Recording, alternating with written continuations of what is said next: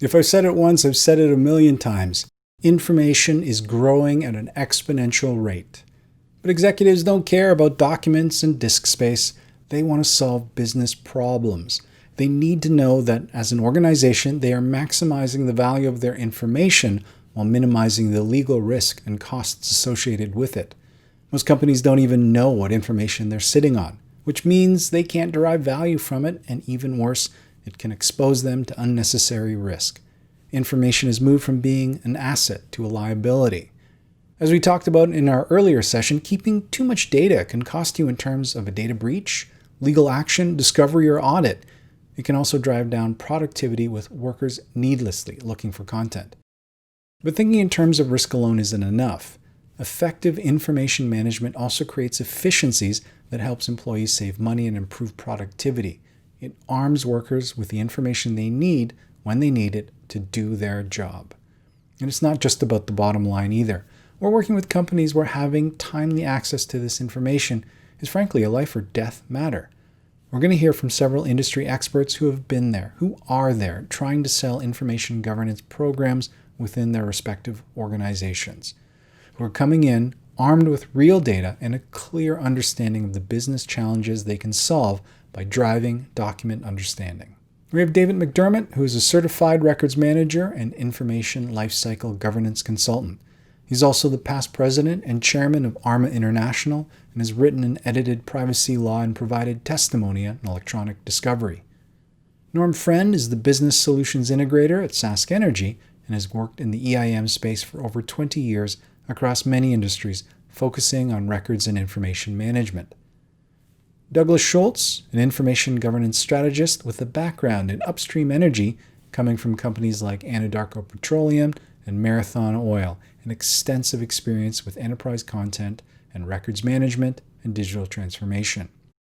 Mike Brookover, partner and CEO at Alitek, drawing on over 25 years of experience in technology and organizational leadership, he's been leading information strategy and digital transformation projects for Fortune 100 clients. And Kevin Hayes, CEO and VP of Sales at XY Vision, which is a consulting company working in the content management space in Australia. Kevin draws from over 30 years working with and at companies like Microsoft, OpenText, and JD Edwards. Executives don't care about documents and disk space.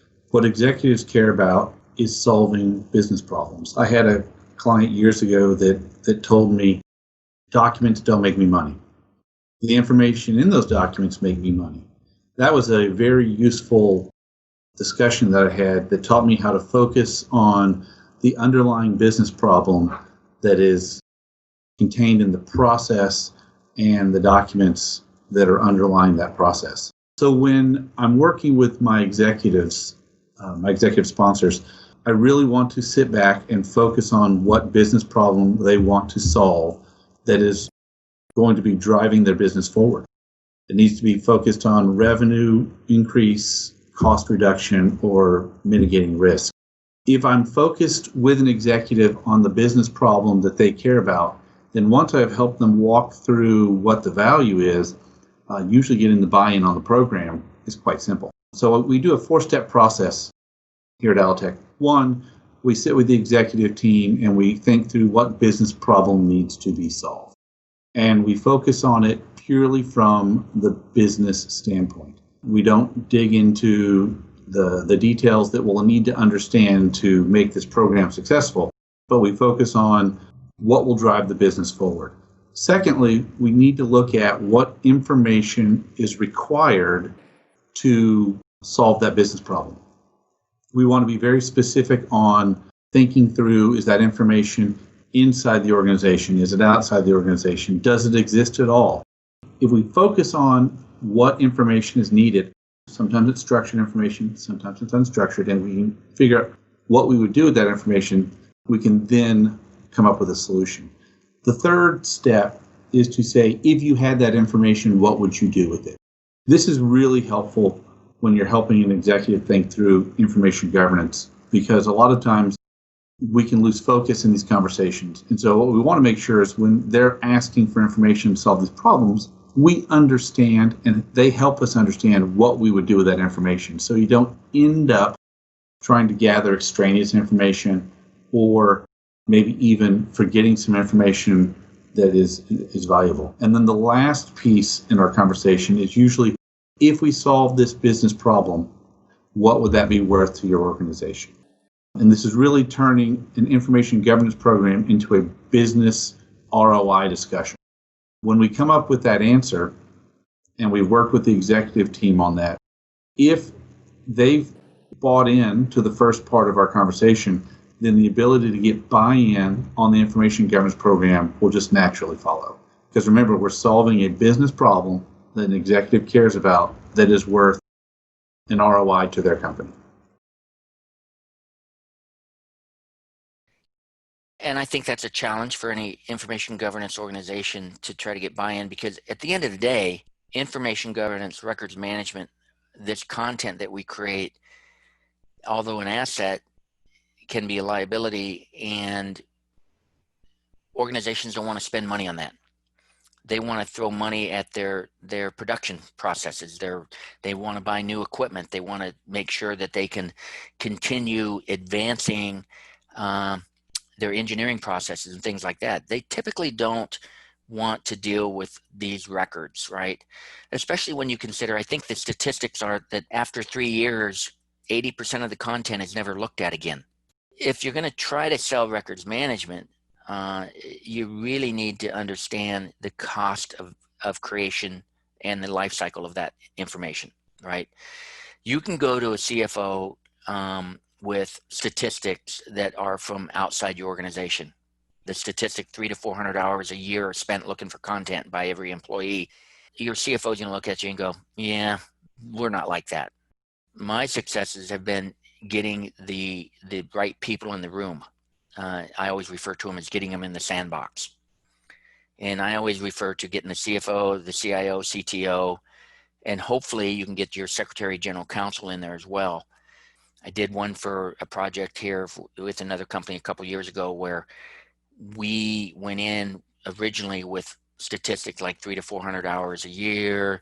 We went in with, 80% of the content is never looked at again after 3 years. We went in with these statistics that were done through studies by other organizations such as ARMA, AIM, and they looked at us and said, yeah, well, we don't believe that to be us. So we went back and we actually did time motion studies.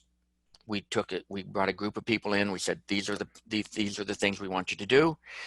We want you to track your time on how long it takes you to locate a record. We gave them a template, and we came back and we weren't 300 to 400 hours a year, but we were, if you broke it out over a 12-month period, we were closer to 200 hours of wasted time that were specific to that organization.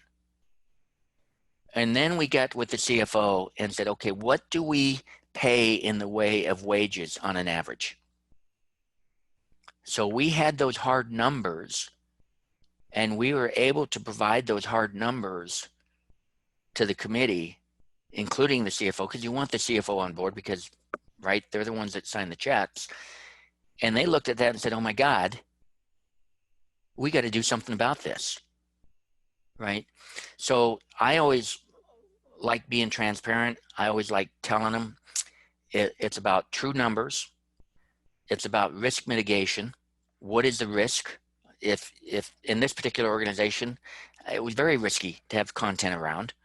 Not that we're trying to hide anything, but we just want to manage that content consistently in the normal course of business. But when we were able to tie true numbers to it, the executives, including the CEO of the company, said, we need to do something about this. And we got the budget for it. The reality is we told them it wasn't going to be cheap. And it was amazing the stuff we found. Oh my gosh. We were able to delete terabyte upon terabyte of content that nobody knew they had even, right? So we really do want to go in with hard numbers, true numbers to the organization.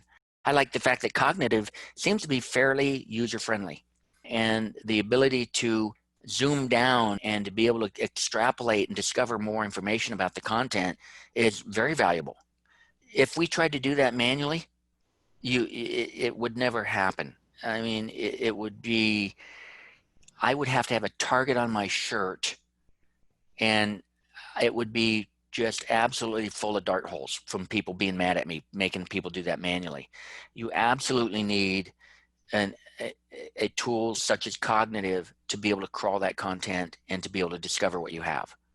I know we've, in other projects, oh my gosh, we've found stuff that it just makes you wonder what people were thinking. We found people's backups of their iPhones. We found it's just ridiculous, some of the things we found. We found divorce decrees from somebody that's not been in the company for years, right? It's like, why do we have this? Well, we didn't know we had it, right? If you don't know what you have, you don't know how to deal with it. So I'd like to start with a definition of information governance from my point of view. Information governance is the practice of putting in place people, the processes, and the technologies that allow organizations to maximize the value of their information while minimizing business and legal risk and cost. In my experiences, there's a couple of different approaches to getting executive buy-in. One is focused on demonstrating how the organization is going to be more compliant with regulations or best practices in managing their information. The second is to show where the information governance program will help the employees in the organization be more efficient and save money. The first approach of achieving buy-in from the executive, being more compliant, usually works best after the organization has had some type of negative event around information management. Maybe it's accidental release of personally identifiable information, maybe it's a negative finding in an audit, or maybe it's discovery of harmful information that should have been deleted but wasn't, and this was discovered during litigation. Or maybe they've got information that should have been destroyed and nobody can locate it. So these types of events can certainly help in getting executive buy-in for an information governance program, because they might have regulators, they might have others that are really driving the organization to make that kind of change.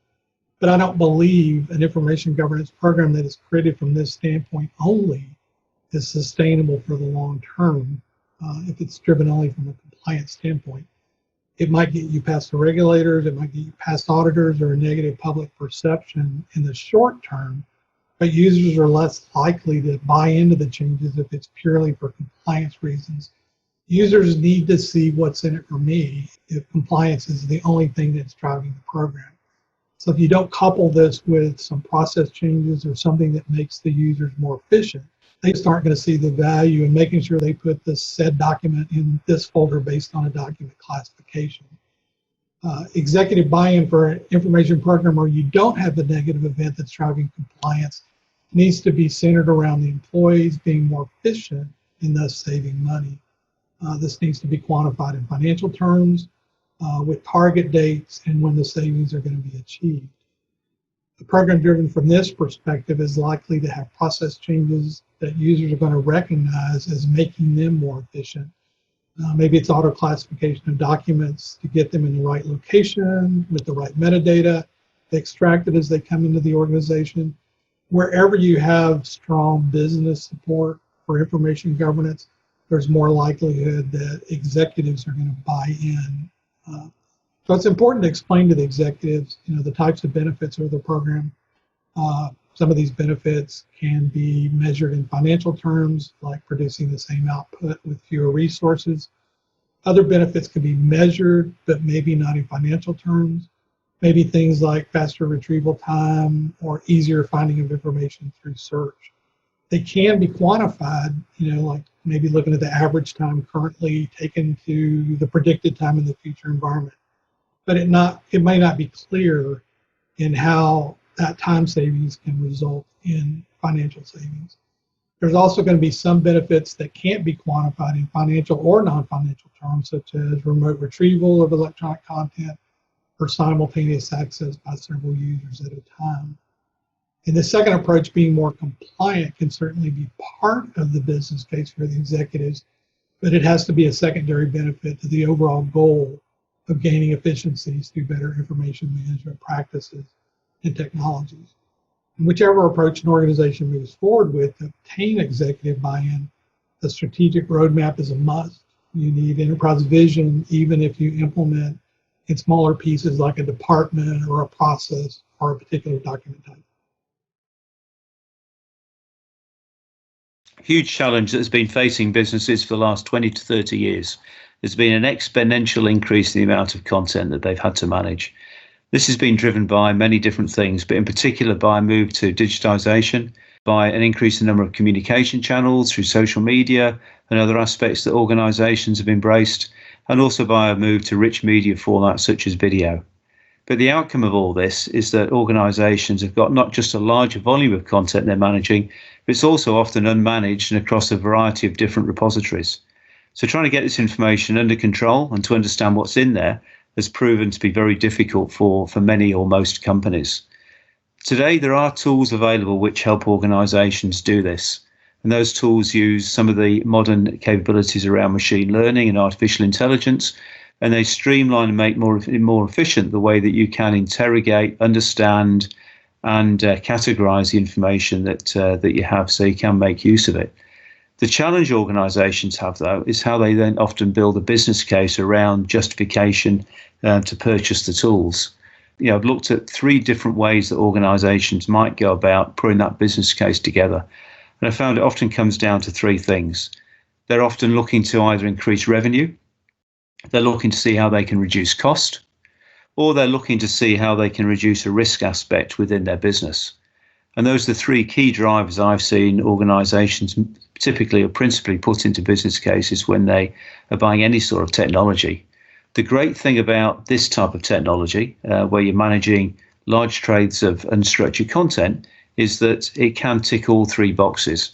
And so it makes that just business justification in many cases much simpler than for other various types of technology. So if we take them one at a time, so in terms of revenue, increasing revenue, one of the challenges organizations have is being able to provide the right information in the right context at the right time to their customer service staff. So those staff can then provide the best possible service to your organizations, to your business's customers. And as the amount of information increases, it becomes more and more difficult to make sure you get that information into your customer service person's hands at the right time. The second area really is cost, and that comes in two flavors. So one is the direct cost of storing this type of content. So much of the content which organizations store on file is content that they don't necessarily have to store. It can be redundant information that can be destroyed and is not important or not managed information. It can be personal information that people have inadvertently put up on the company's file stores. It can be duplicate information. But having some technology which allows you to understand what that redundant, obsolete, and trivial measure of your files is allows you to decrease the amount of storage you have on file. And typically organizations find that can decrease the amount of storage they have in some areas by up to 50%. So it can be quite substantial. The other area, which is probably less directly tangible, but I think is even more important, is how important it is to make sure that you're providing tools to your staff so they can operate as efficiently as they can. And I'm sure we've all experienced or heard about stories of where staff are trying to find information online in their internal systems, whether it's an invoice number, whether it's a drawing for an engineering project, whether it's a product specification, and the difficulty and the amount of time they spend trying to find that information.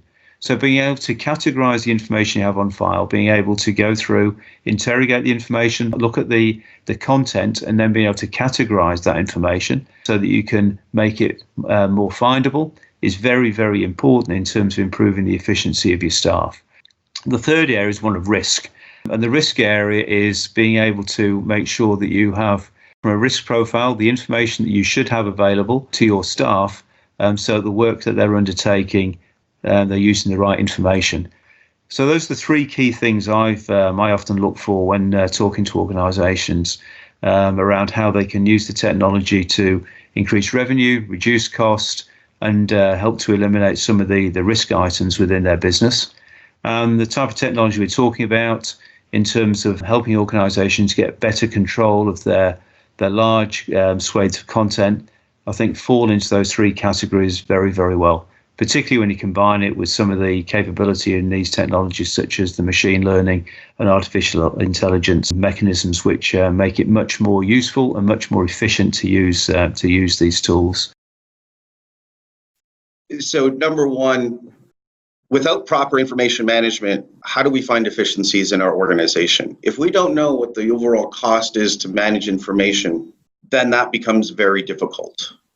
Number two, information is growing at an exponential rate. It has for at least a decade, and it is not stopping. Our corporate growth will never be exponential. So we automatically have a situation where it is unattainable to continue doing the same thing without any information governance. A big point I like to make with executives when it comes to information governance and supporting those programs is around corporate risk. The risk around safety, the regulatory risks, and the legal risks. We need to ensure in our industry that when somebody is going to be working on a particular compressor station, the information, the work instructions that they have are the ones and the information that they need to ensure that they are doing their job safely.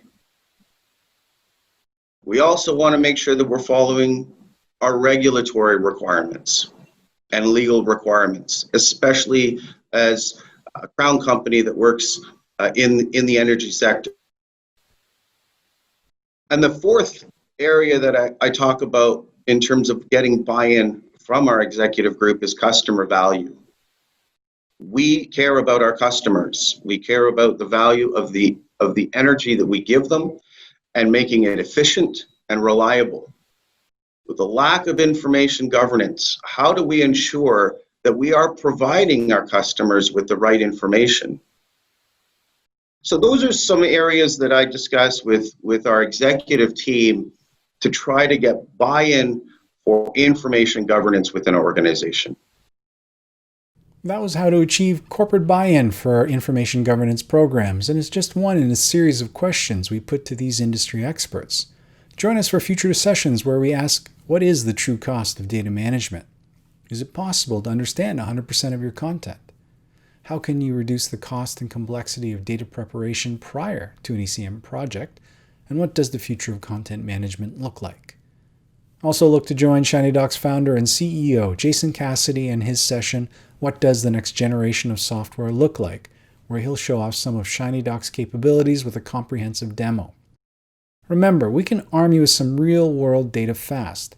A metadata engagement with Shinydocs can crawl petabytes of data in just a few days and provide real insight pulled from your file shares, legacy systems, and dark repositories.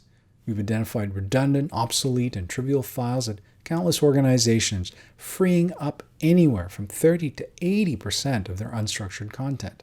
This can be a real eye-opener for the executive and hopefully can open the door to getting to true document understanding, auto-classification, and migration of critical information to your content server investment, while defensively deleting unnecessary files and leaving others in place. Just a note, we know everyone is vying for your attention these days with virtual events, Zoom calls, and online webinars. And we feel you, so we've kept these sessions short. We'll also make sure you have access to them on demand after the event, so be sure to register for the sessions and sign up, even if the session is set for 2 a.m. in your particular time zone. We'll follow up and make sure you get access to the content. If you have any questions or want to learn more about moving to document understanding, driving executive buy-in, increasing adoption of your content server investment, or just recognizing what business problems understanding all of your enterprise data can solve, feel free to contact us at sales@shinydocs.com. Thank you.